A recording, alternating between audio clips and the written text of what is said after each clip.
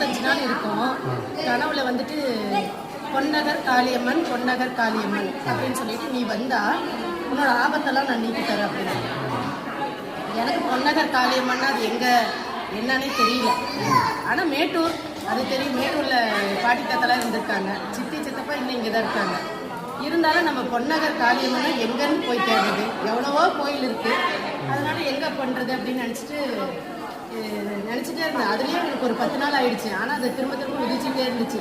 நம்ம எப்படியோ அந்த கோயிலுக்கு போகணும் அப்படின்ட்டு அம்மாவுக்கு ஃபோன் பண்ணேன். அம்மாவுக்கு ஃபோன் பண்ணி பொன்னகரில் காளியம்மன் அப்புறம் விசாரிச்சிருக்காங்க யார்த்தையும். கேட்டோடனே வாய்க்கால் ஓரமாக இருக்குமாங்கண்ணே நீ போ அப்படின்னு சொல்லிச்சு. சரின்னு ஒரு நாள் ஸ்கூல் விட்டு, நான் டீச்சராக இருக்கேங்க, ஒரு ஸ்கூல் விட்டு வந்துட்டேன்.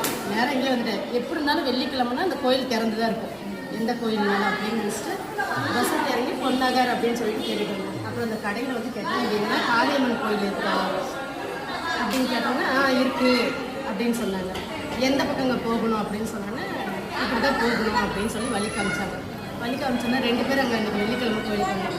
கோயிலுக்குள்ளேயே நான் வரல, இங்கே காளியம்மன் இருந்தால் போகலாம் அப்படின்ட்டு அவங்ககிட்ட கேட்டேன். காளியம்மன் இருக்கா அப்படின்னு சொன்னாங்க. இருக்குங்க, உள்ளே தான் இருக்குது அப்படின்னு சொன்னாங்க. சரின்னு உள்ளே வந்து கும்பிட்டுட்டு அப்புறம் அவங்க வந்து விளக்கு வாங்கிட்டு வந்து போடுங்கம்மா நல்லாயிருக்கும் அப்படின்னு சொன்னாங்க. எனக்கே ஒரு ஆச்சரியம் தான் இது. கிளம்பலான்னு நினச்சேன், ஆனால் மழை விடலை. ஏன் பசியோட போகிறேன் எனக்காவது தோணுது, ஏன் பசியோட போகணும், நல்லா சாப்பிட்டுட்டு போ. ஏன்னா மதியானம் நான் சாப்பிட்டது தயிர் சாதம் கத்திரிக்காய் பொரியல் இவ்வளோ தான் சாப்பிட்டேன். ஆனால் பசி தான். வரும்போது டீ ஒன்று சாப்பிட்டுட்டு தான் வந்தேன். நல்லா ஃபுல்லாகிடுச்சு வயிறு, மனசும் நல்லா இருக்கு. ரொம்ப சந்தோஷம்.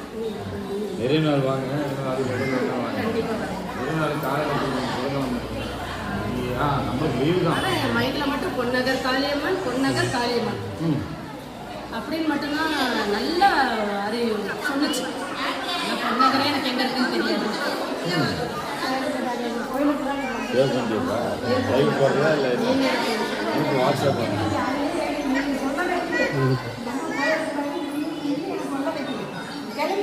ஆமாம்மா தெரியும்.